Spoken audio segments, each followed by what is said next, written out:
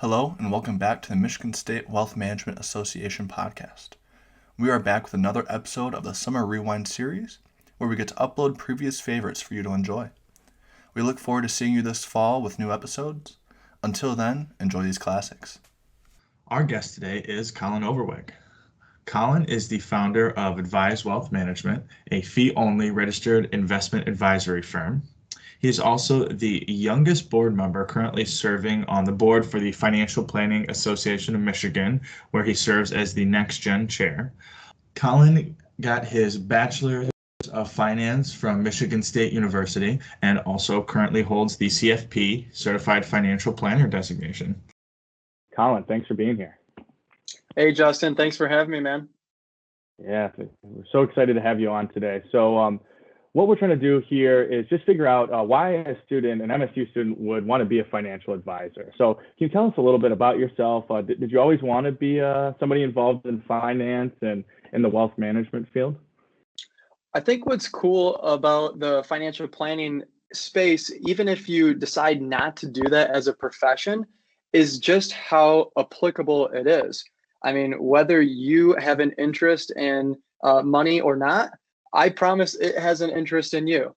Money touches every part of our life, whether you're really charitably inclined or not at all, or trying to promote business or whatever your field of interest is.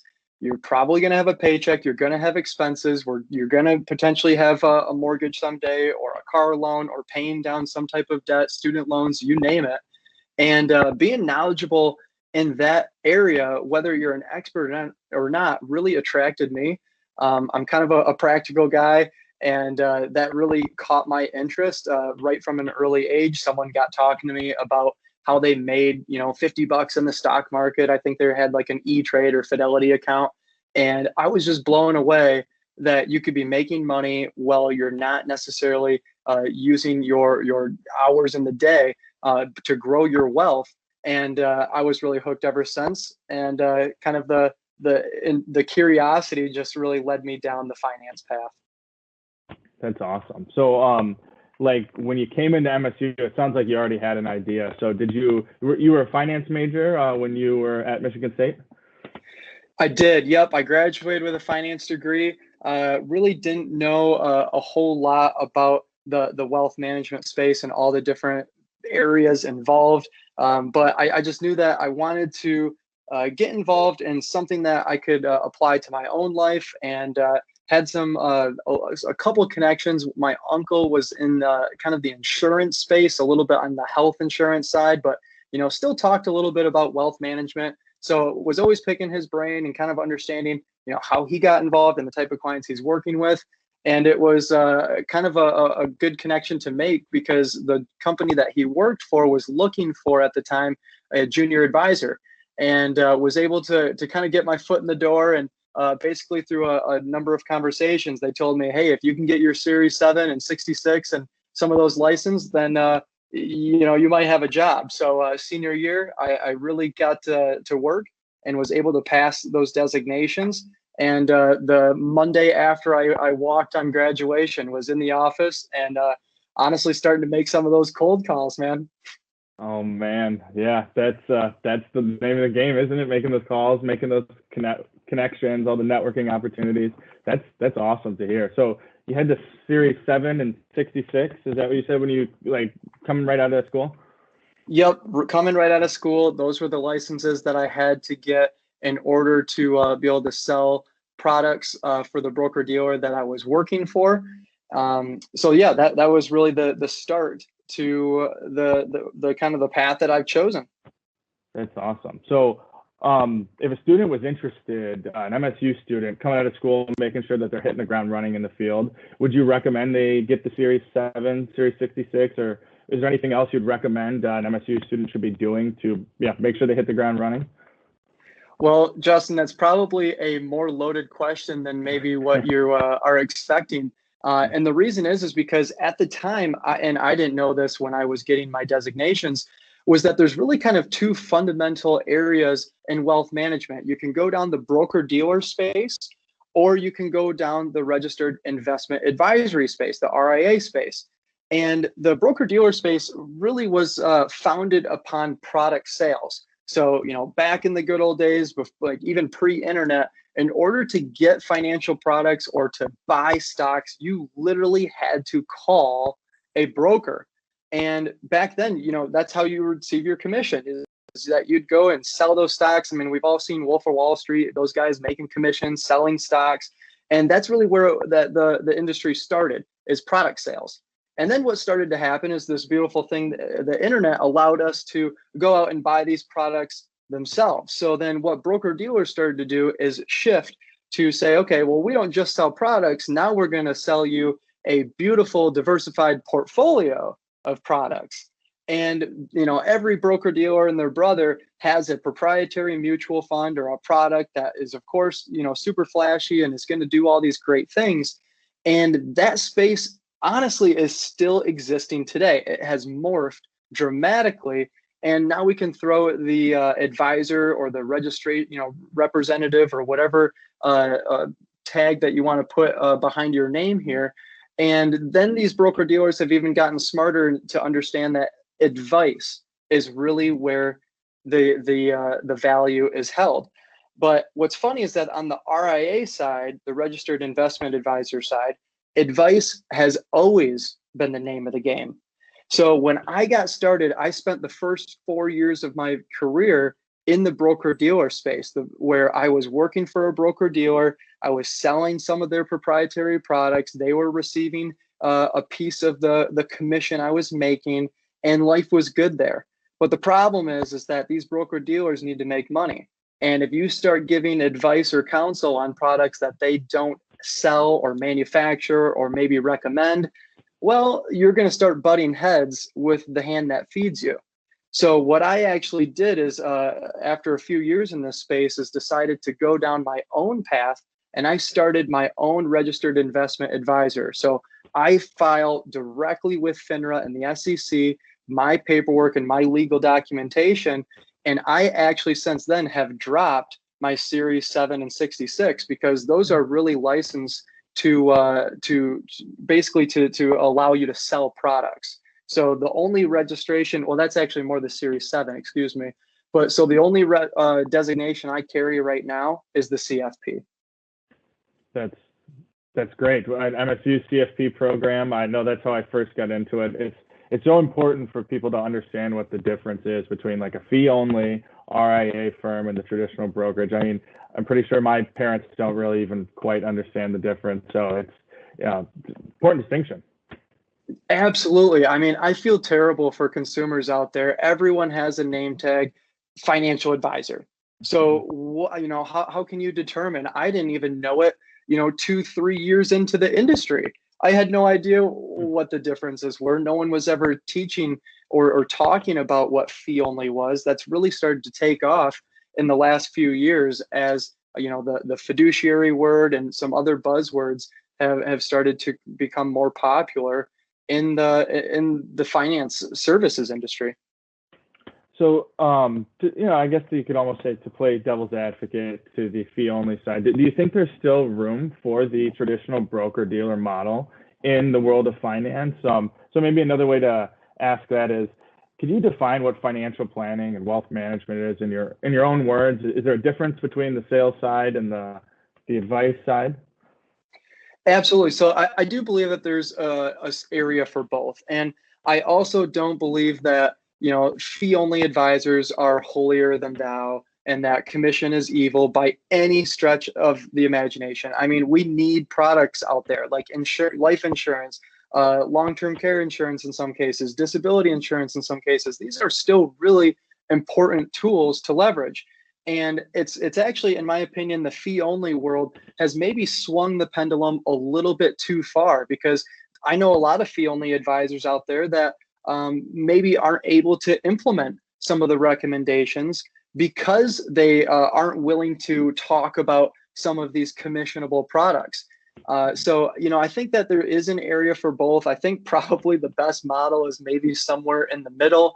I personally have chosen to become fee only for my firm, just so that I think as of right now in 2020, that's one of the only ways to kind of distinct yourself as a advice first practitioner. And so I really try to make myself agnostic as to which products we're going to use. I don't care if we're using BlackRock, Vanguard, T. Rowe Price, Fidelity. I literally have no preference as to what funds we're using. And I try to make that a very, very, very clear. But that doesn't mean that just because you're associated with one of those firms in the broker-dealer space or the RIA custodian space, doesn't mean you can't do great work for your clients. So I'm not here to bash anyone by any stretch. I think there's great advisors at bad firms and bad advisors at great firms. So at the end of the day, I think developing that trust with your clients and educating the general public on what questions to ask. How are you compensated? What designations do you have? And making sure that your interests are aligned with the client.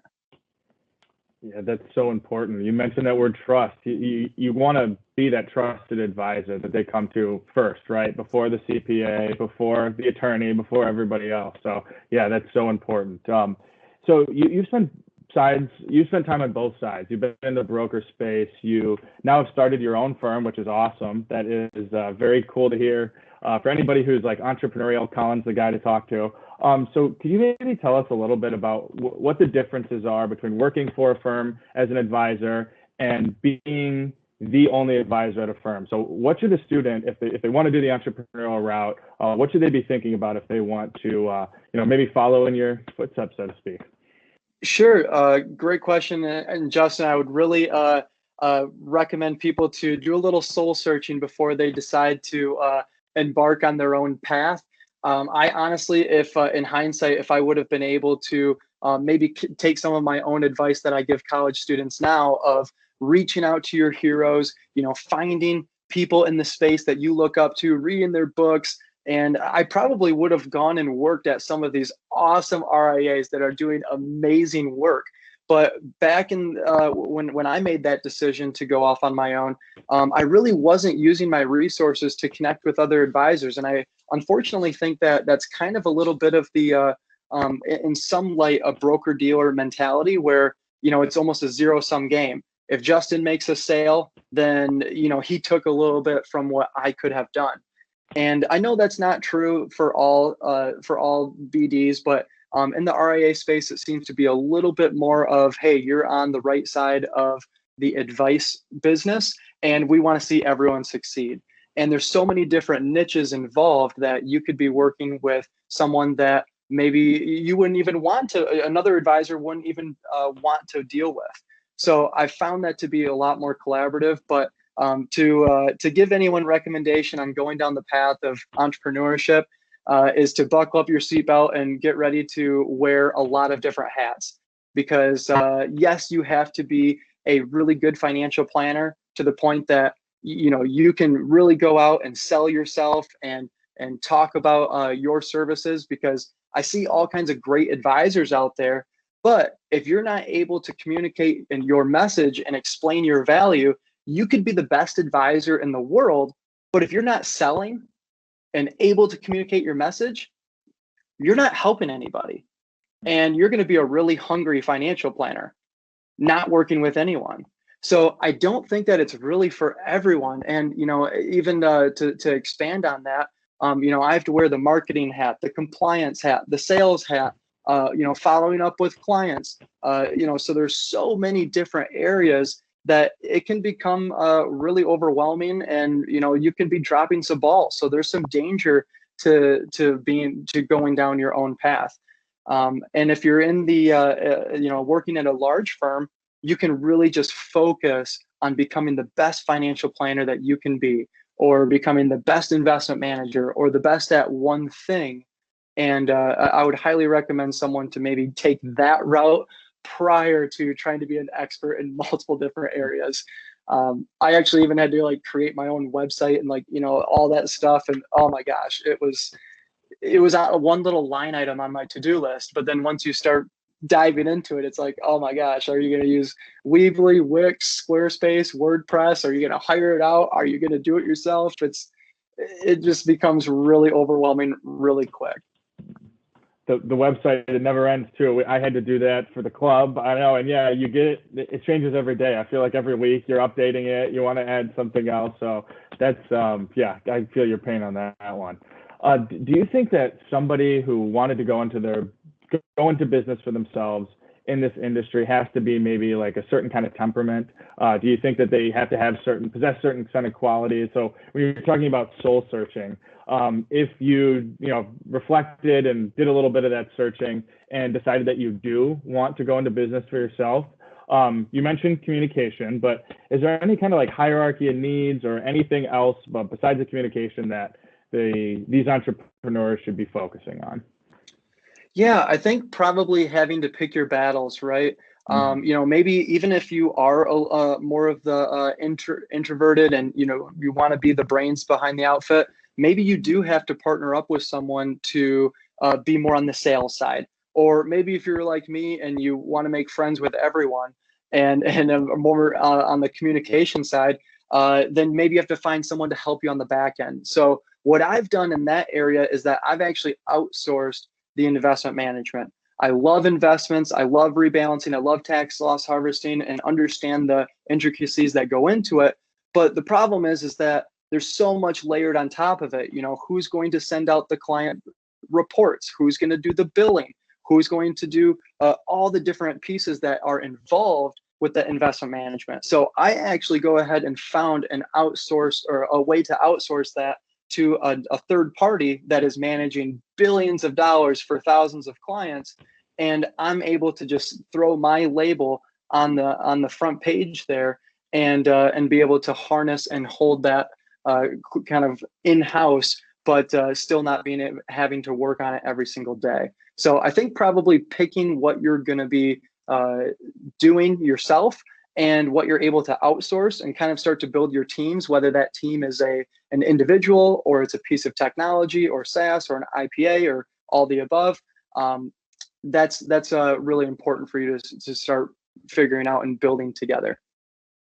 And it's so important to start early, right? Because how do you know what you like until you actually go in and do it and figure out what it takes and how much effort is involved? So yeah, got to wear the different hats. That's the name of the game in this industry, seems like. So stepping back generally, if there was a student who's interested in financial planning, so maybe let's think of like a freshman or sophomore, somebody who's just learning about what this is there anything that you would let them know? It doesn't matter if they want to go entrepreneurial, but just anything basically about the industry to any incoming finance students. Yeah, I think one of the biggest things is staying curious and building out that network. So I mentioned finding your heroes and following them on social media, following their websites. It is incredible what you can learn from podcasts and from blogs and from YouTube videos by some of these incredible minds that are just putting this content out from some of their life work for free.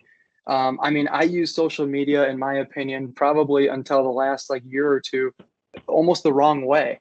Or if you want to create a second account, which I've done in a lot of platforms like Instagram and Twitter, where I don't follow my friends. I don't care what my friends are doing on the weekend on these platforms. I try to keep it a news media outlet that I can cultivate, and I don't care what my follower to following ratio is, or if I look cool or anything like that. Like my Twitter, my business Twitter is my news feed, and it is just surrounded me with really, really smart minds. And I can't believe some of the conversations I've been able to get involved in and some of the connections that I've made by just starting to put myself in those networks. So that's probably the area that I wish that I would have done better in, and would recommend someone as young as a freshman or sophomore who is just trying to understand and learn as much as they can. I would say, yes, you're going to be drinking from a fire hose, but if you're able to start to follow and see some of those individuals who are successful in the space, even if you don't want to become them, just understanding how they got there, what they're doing to stay successful is really, really cool. And I think giving yourself some grace. This is a long path ahead, right? I mean, if you're a lifelong learner and you have that mindset, you're not trying to learn to necessarily get ahead just to the next step.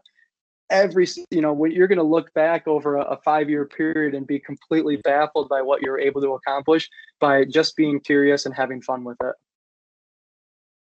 I know myself, when I walked on MSU's campus, there was no way you told me if I was going to get into the finance program or wealth management, I would have told you you're kidding. There's no way that's me. And 2 years later, look where we are, look what we're doing. So that's great to hear. So Colin, thanks so much for being on today. Lastly, I just want to open the floor to you. We learned a lot. It's very insightful, but is there anything else we didn't cover that you would like to say to any student who's thinking about pursuing this as a career path? Financial planning is a really special area. I mentioned it on the opening line that even if you end up not choosing it as a career, you are going to learn some really, really impactful and useful knowledge that you can use on a day-to-day basis. So I highly recommend, even if it's, if you're going into medicine and you're just looking for an extra class, I would, instead of picking that golf class like I chose, maybe go ahead and jump into a finance course and don't care about your grades. Really just try to learn and just enjoy it and be curious and make some friends in that area. And every person that you bump into is a potential lifelong colleague, but maybe a future employer or employee or business partner. So just sustaining those connections and trying to learn and for the sake of learning and not for the sake of grades. Awesome. Colin Overweg, thank you so much for joining us today. My pleasure, Justin. Thanks for doing this. This is really, really cool. I wish we would have gotten something like this off the ground when I was in school. So props to you.